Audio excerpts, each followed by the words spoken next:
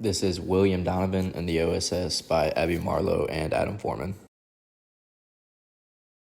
This is a little backstory on William Donovan. He was born to a poor Irish Catholic family, the first of their generation in the United States. His notable journey began with a law degree out of Columbia University, and when he turned 29, he joined the National Guard. He was in a well-known regiment known as the Fighting Irish. And then after that, he joined the U.S. Army in 1917, and this is where he got his name, Wild Bill. And on the right is a little bit of the backstory of how he got that name.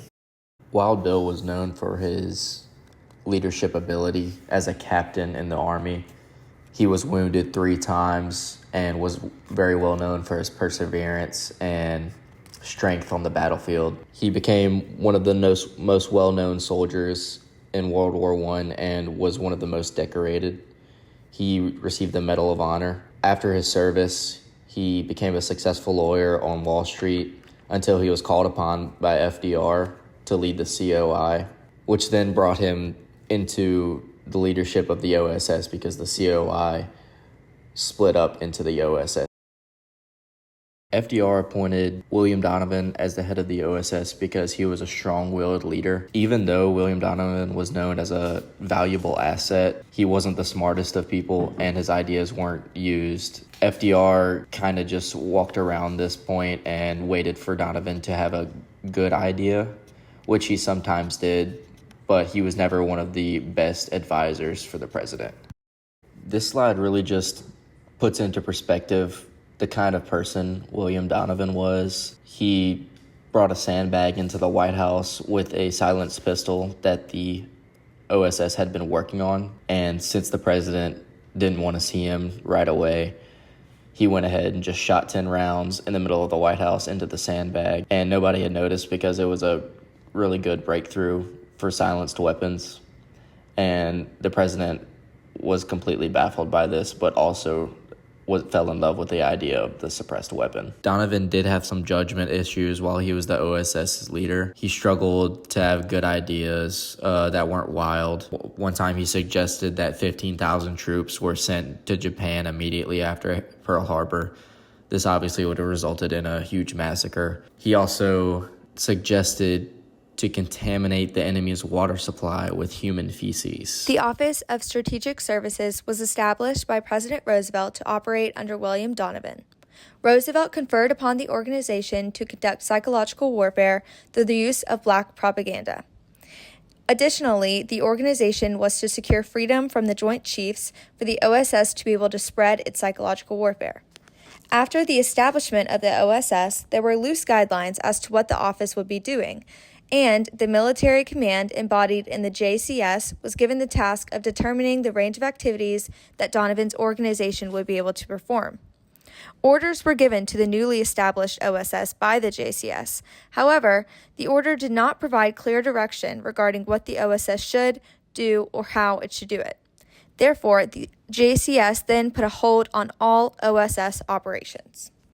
Psychological warfare is defined as the use of propaganda and other psychological tactics to influence the perceptions, emotions, attitudes, and behaviors of an enemy or target audience.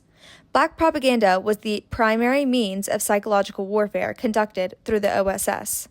Essentially, black propaganda consisted of leaflets, posters, broadcasts, and other means of communication that were transferred to German soldiers and of their allies. They were said to have come from the Germans' allies. However, they contained false information regarding the Axis forces and their war efforts. The most common form of psychological warfare was dropping bags of mass amounts of leaflets onto the battlefields of the opposing military. The target audience for the black propaganda produced through the OSS were soldiers actively fighting in the war because of their deteriorating mental states. As soldiers fight, their mental state begins to deteriorate. They eventually feel loneliness to the point of losing motivation for the war effort. At this stage, they are targeted heavily by black propaganda. Quote, "The power of the psychological warfare is the inability to defend yourself against its effect." Quote, Additionally, the Allied forces would broadcast propaganda messages through radio, adding popular songs and messages from German culture to force the soldiers to associate the messages with their own country. Here are two examples of the black propaganda dropped on German soldiers' territory from the OSS.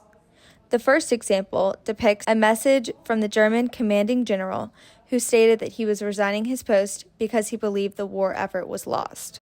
Ethical concerns regarding the OSS's tactics of psychological warfare arose when discovering the strategies were initially created and habituated by the Nazis. Hitler openly employed psychologists into his military in order to create the most detrimental yet effective forms of psychological warfare. It was later discovered that the OSS operated similarly, yet they hid this from the American people. The entirety of the MO branch and the OSS leads to questions regarding the morality and ethical operations of the agency as a whole. After the end of the war, the counterparts of the OSS wanted the organization dissolved. The FBI leaked concealed documents of the OSS and deemed the organization, quote, the American Gestapo. The OSS was then dissolved, and other transition operations were opened, such as the SSU and the CIG. However, they seemed to be inefficient, leading to the creation of the CIA, our current intelligence agency. Although there was a gap between the demise of the OSS and the CIA today sees Donovan as its, quote, founding father. The CIA today says they are most concerned with the collection and analysis of foreign intelligence. However, their tactics seem to start resembling that of the OSS. The American citizens were somewhat unaware of the operations taking place within the NSS, relating to how we are somewhat unaware of the operations within the CIA today. The operations within the CIA became more invasive to human psychology, and the secrecy within those operations makes the entirety of their surveillance even more invasive. The OSS was successful in their psychological warfare, and the CIA's use of surveillance has been seemingly successful.